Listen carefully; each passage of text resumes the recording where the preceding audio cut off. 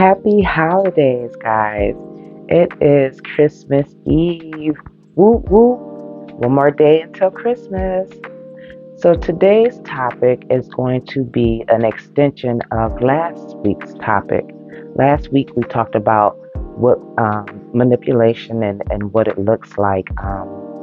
Manipulation is when an abuser coerces or distorts the reality of their victims emotionally or mentally by planting seeds of self doubt in them emotionally and psychologically. They may tell you a story like, I went and got a dog last week. And then you'll say, oh, didn't you get a dog last week? And they'll say, I didn't say that. I never told you I got a dog last week. And you'll be like, well, then yes, you did. You said you got a dog. I never said that. You're a lie. I never said that. I don't even like dogs. And it'll leave you confused and questioning your very own reality. So if you want to see more about that, feel free to go back and look at, last week's topic, which was manipulation. So this week, we're going to talk about the top five forms of manipulation that a manipulator may use. One of them is gaslighting, and we discussed that on a previous video, so you can definitely go back and check out that video to find out more information on what gaslighting is. We're going to talk about love bombing. We're going to talk about guilt tripping and isolation. Okay, so let's dig in. So our first one is gaslighting. That's huge. We all at some point may have experienced a person gaslighting us, and this isn't always just in relationships, intimate relationships. This can be, at your workplace. This can be in your family. And gaslighting is a form of psychological manipulation where the abuser attempts to sow self-doubt and confusion in the mind of their victim, which is a lot like manipulation, the definition of manipulation. But this is where they'll, try to trigger you with something they say negatively to get a negative response back from you. Because again, this is a game for the manipulator. They find entertainment in keeping you emotionally or mentally off guard, to make you think you're crazy.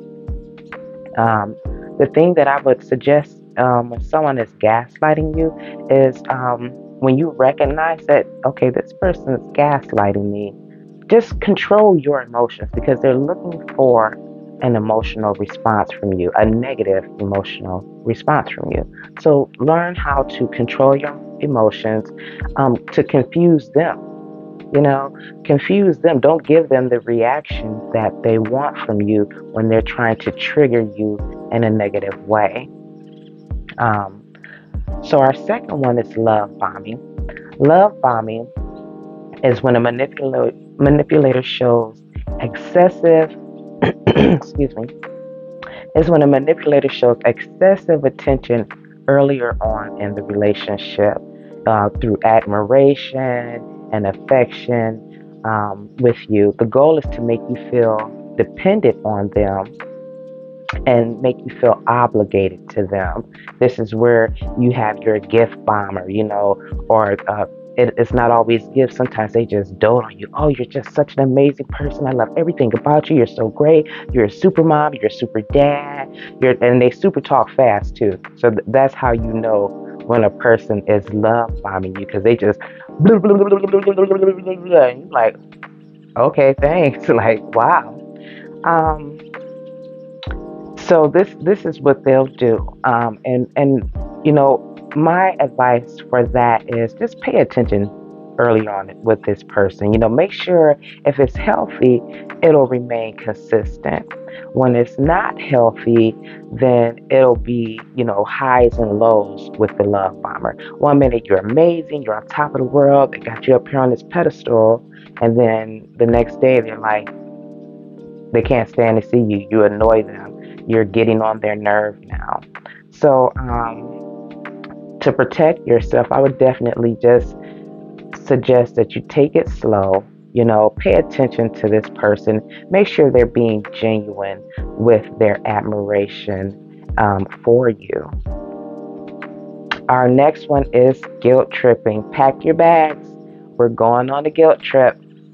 Now, this is when a manipulator makes you feel that you you must do something for them because they've done so much for you. I've experienced this in previous relationships where the person showed up as my superhero. They're always, oh yeah, I got this. I'll take you. I'll do this for you. I'll get it. Don't worry about it. Just leave it to me. I got it. I got it. And then when they wanted me to do something for them, if I wasn't able to do it when they wanted me to do it at that appointed time, then it was like, well, I did all of this for you. You can't even do this for me. And it was to make me feel bad, like, well, I'm sorry, but I need sleep or I have another issue. They basically want you to put their life over your life, and they do it by swooping in with the love bombing and everything to kind of destabilize you emotionally to make you feel indebted to them. So, with guilt tripping, I would suggest um, don't allow that person to affect you emotionally like that. If you're unable to do something for whatever reasons, one, you don't owe them an explanation. Secondly, you're not entitled to do it. Stand in your own assertiveness and don't allow that person to make you feel emotionally bad that you weren't there for them. Because if you think about it with people like that, a lot of times when they insert themselves to being your superhero and being there for you all the time, they're doing it for their own personal gain. They're doing it because they wanted to, not because you asked them to. So you're not indebted to, and I'm sorry, guys, you're not indebted into doing the same for them if you're not capable of it, or if you're uncomfortable with it, or whatever the case may be. So our last one is going to be isolation. Isolation is when a manipulator tries to control your social activities, like who you see, who you talk to, where you're going. Um, they try to limit where you go and limit your friends. They might say, oh, well, I don't like that person. Even your family member, they can limit your family member.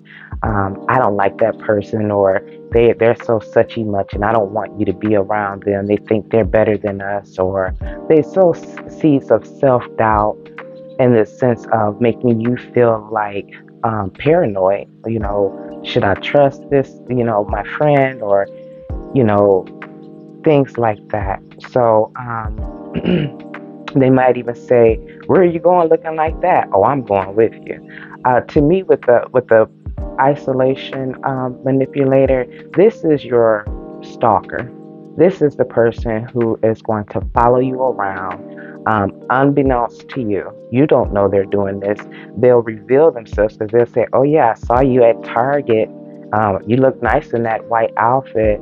This to me is your stalker person. They're creating this isolation and paranoia that now you're always looking around like, are they following me? Are they behind me? Where are they? This is very, very unhealthy, especially in an intimate relationship. And if you find yourself in this situation, or you're going through it with someone right now, I would definitely encourage you to maybe leave that person alone, because you don't know how far they're willing to go with this stalking, um, or this isolation.